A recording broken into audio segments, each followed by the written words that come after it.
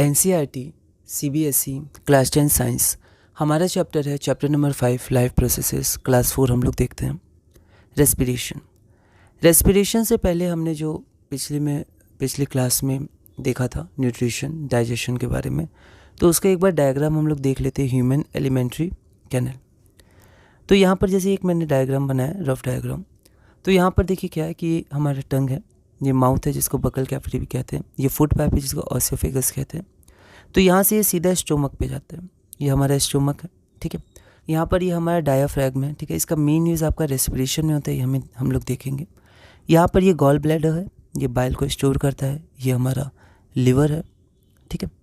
उसके बाद अगर हम लोग यहाँ पर देखें तो ये हमारा बाइल डक्ट है, आप एक बार NCERT में अच्छे से देख लीजिएगा। ये लिवर हो गया।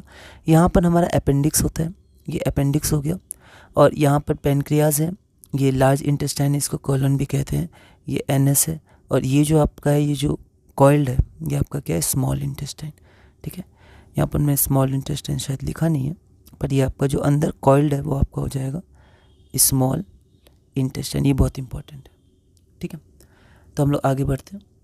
तो यहाँ पर जो फूड मटेरियल होता है, जो हम लोग न्यूट्रिशन प्रोसेस से अंदर लेते हैं, ठीक है, वो क्या करता है, वो डाइजेशन के बाद उसमें से जो एनर्जी रिलीज़ होती है, ठीक है, वो जो एनर्जी होती है वो आपका सेल्स को प्रोवाइड होती है। लेकिन एनर्जी रिलीज़ कैसे होती है ये हमें देखना है मेनली, ठीक है। तो different organisms have different ways, ठीक है। अलग अलग ऑर्गेनिज्म के अलग अलग वेज होते हैं एनर्जी रिलीज़ करने के। तो यहाँ पर फूड मटेरियल का डाइजेशन हो गया, ठीक है, एब्जॉर्प्शन हो गया वहाँ पर प्रोटीन्स का, और फिर वाटर का, और जो भी वेस्ट मटेरियल है उसको हटा दिया गया। तो ये जो एनर्जी प्रोवाइड होती है, फिर एनर्जी उससे निकलती है और एनर्जी हमारे सेल्स को दी जाती है ताकि वो काम कर सके, हम काम कर सकें। तो ये एनर्जी कैसे रिलीज़ होती है उसके बारे में हमें थोड़ा देखना है।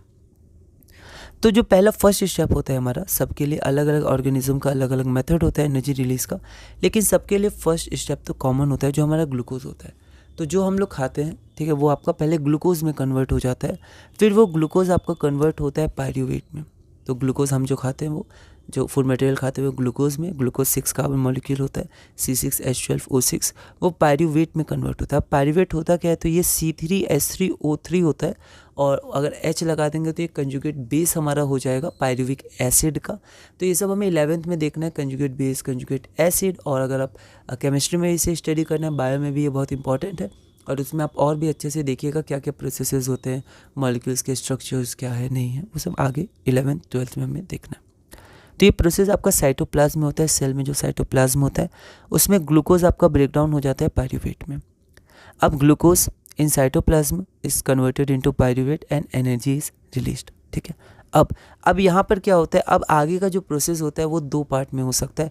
जो ऑर्गेनिज्म ऑक्सीजन का यूज़ नहीं करते हैं, विदाउट ऑक्सीजन, ठीक है, वो आगे इसको कंटिन्यू करते हैं, जैसे यीस्ट फर्मेंटेशन में, तो उनको बोलते हैं एनएरोबिक रेस्पिरेशन। और जैसे एनिमल्स हो गए, ह्यूमंस हो गए, ये क्या करते हैं, ये ऑक्सीजन का यूज़ करते हैं आगे के प्रोसेस में, ठीक है। और आगे का प्रोसेस आपका माइटोकॉन्ड्रिया में होता है, ठीक है, तो इसे बोलते हैं एरोबिक रेस्पिरेशन। तो यहाँ पर जो पायरूवेट होता है, वो पायरूवेट को तोड़ा जाता है, या तो इथेनॉल में तोड़ा जाएगा CO2, और तब एनर्जी हमारी रिलीज़ होगी। इसको बोलते हैं एनएरोबिक रेस्पिरेशन, क्योंकि इसमें ऑक्सीजन का यूज़ नहीं हुआ है। इसमें प्रेजेंस ऑफ ऑक्सीजन में जब पायरूवेट को तोड़ा जाता है, CO2 H2 और एनर्जी जब रिलीज़ होती है, तो इसको हम लोग एरोबिक रेस्पिरेशन कहते हैं। ब्रीफ में आगे बढ़ते हैं। The release of energy in the aerobic process is a lot greater then in the anaerobic process.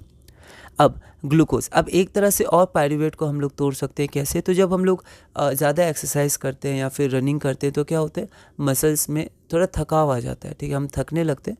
तो जो मसल्स हमारे होते हैं उसमें हमारा लैक्टिक एसिड बिल्ड होने लगता है, ठीक है। और अचानक फिर कोई काम करते हैं सडन, तो फिर हमारा क्रैम्प हो जाता है वहाँ पर, ठीक है, तो क्रैम्प सा हो जाता है, अकड़न आ जाती है, तो वो लैक्टिक एसिड के कारण होता है, ठीक है।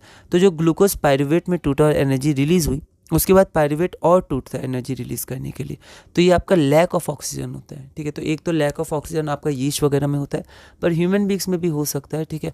वो कब होता है, हमारे मसल सेल्स में होता है, ठीक है। वहाँ पर लैक्टिक एसिड का फॉर्मेशन होता है, ये 3 कार्बन मॉलिक्यूल है, C3H6O3, है ना।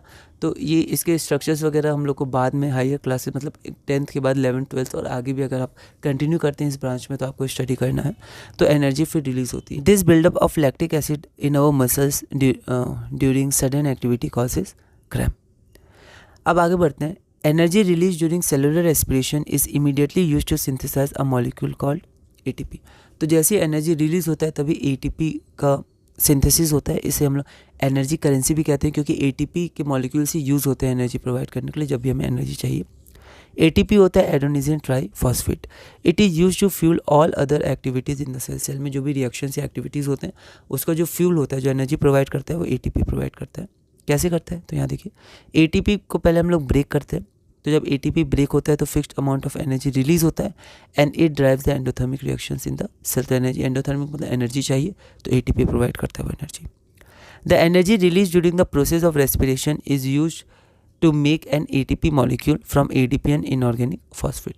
तो जो एनर्जी रिलीज होता है रेस्पिरेशन प्रोसेस में, वो एटीपी का फॉर्मेशन करता है। किससे करता है? तो एडीपी, एडेनोसिन डाइफॉस्फेट, उसमें एक फॉस्फेट और जुड़ता है तो एटीपी बनता है, जो ऐसे दिखाया जाता है ATP, energy currency adenosine triphosphate.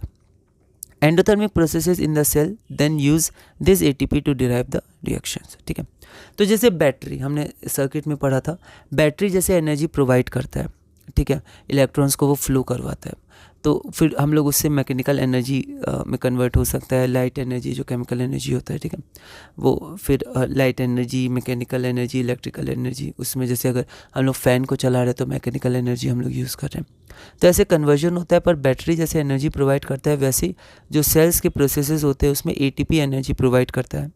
और वो क्या क्या प्रोसेसेस हो सकते हैं? जैसे contraction of muscles, protein synthesis, conduction of nervous impulses etcetera. ठीक है, तो इसी के साथ हमने क्लास नंबर 4 पूरी की। क्लास नंबर 5 में हम लोग देखेंगे diffusion of gases in plants, और इसको एक बार थोड़ा थ्योरी है बायो, आप एक बार स्टडी करेगा, एनसीईआरटी अच्छे से रीड करेगा, उसमें ब्रीफ में अच्छे से समझाया गया। तो इस क्लास में, इस वीडियो में हमने क्लास नंबर 4 कंप्लीट किया। अगली वीडियो में हम लोग क्लास नंबर 5 शुरू करेंगे और धीरे धीरे अपने NCERT CBSE class, NCERT CBSE chapter 5 life processes में आगे बढ़ेंगे।